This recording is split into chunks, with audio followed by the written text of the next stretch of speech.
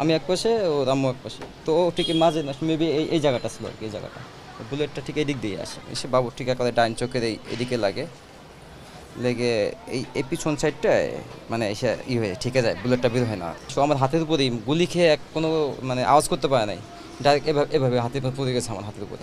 গ্রামের বাড়িতে আহাদকে চিরঘুমে রেখে ওই ঘরে ফিরেছেন বাবা আবুল হাসনাত শান্ত।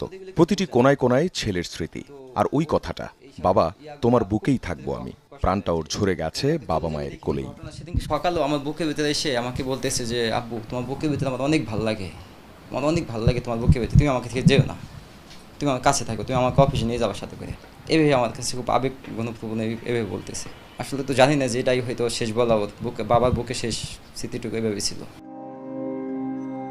নারায়ণগঞ্জের ছোট্ট শিশু রিয়া গোপের বয়স হয়েছিল সবে 6। খেলছিল বাড়ির ছাদে। গোলাগুলি শুরু হলে তাকে কোলে নেন বাবা। হঠাৎ একটি